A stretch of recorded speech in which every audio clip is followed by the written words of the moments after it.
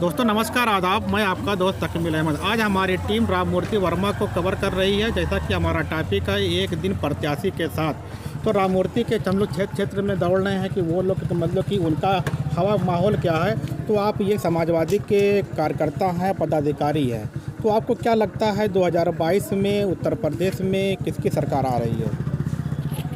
पहले तो आप लोगों को बहुत बहुत धन्यवाद। आप लोगों ने समाजवादी पार्टी के महत्व को समझा, क्योंकि हम लोग इसी चीज़ से पीछे हो जाते थे कि मीडिया में थोड़ी सी हमारी कमी रह जाती थी, हमारी बातें बहुत कम दिखाई जाती थी। और मैं जहाँ तक समाजवादी पार्टी के वर्तमान परिदृश्य को देख रहा हूँ, पूरे उत्तर प्रदेश में जो चुनाव पहले चरण का हुआ, दूसरे चरण का हुआ, पहले चरण में हम लोगों की स्थिति बहुत मजबूत रही, दूसरे चरण में हम लोग और मजबूत हुए। अब तीसरे चरण की स्थिति में हमें तो ये लगता है कि हमारा मुकाबला करने के लिए किसी दल का प्रत्याशी सामने ही नहीं आएगा। वहाँ के जितने भी प्रत्याशी हैं वो पूरी तरह से घबरा रहे हैं, प्रचार प्रसार करने से कतरा रहे हैं। और क्या लगता है कि इस बार जो आपके क्षेत्र में है, आपके क्षेत्र में टांडा विधानसभा क्षेत्र 200, तो यहाँ पे ये देखा जा रहा है 3 वर्मा लोग खड़े हो चुके हैं।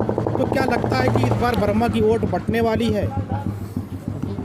जहाँ तक हम लोगों का युवा, मैं चूँकि जिला सचिव समाजवादी युव जनसभा का हूँ और मैं पूरी तरह से भ्रमण करके देख भी रहा हूँ।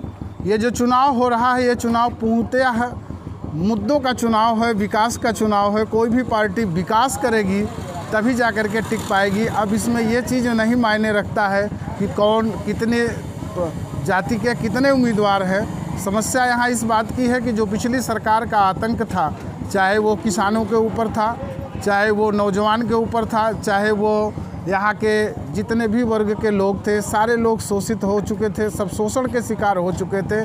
किसी को सही चीज़ नहीं बताई गई। यहाँ तक कि हम लोग विद्यालय बंद रखे, लेकिन उसमें हमको पता नहीं चल सका कि आखिर विद्यालय बंद होने का कारण क्या है। इसलिए यहाँ अब कोई ये चीज़ मायने नहीं रख रही है। जो मायने रख रही है वो केवल एक ही चीज़ मायने रख रही है कि विकास और विकास।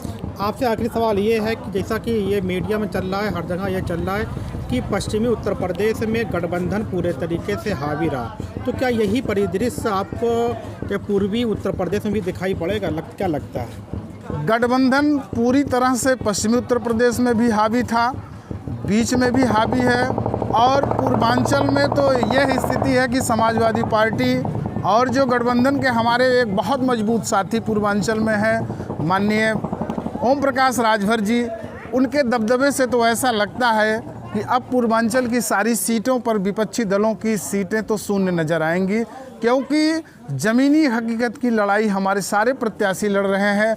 जैसा कि अभी आपने देखा, हमारे माननीय मंत्री राममूर्ति वर्मा जी के द्वारा जो ये जनसंपर्क अभियान लोगों के बीच में चलाया जा रहा है, उसमें उमड़ती भीड़ इस बात का परिचायक है कि हम लोग अम्बेडकर नगर जनपद की सारी सीटों पर कम से कम एक अच्छी बढ़त लेते हुए जीत हासिल करेंगे।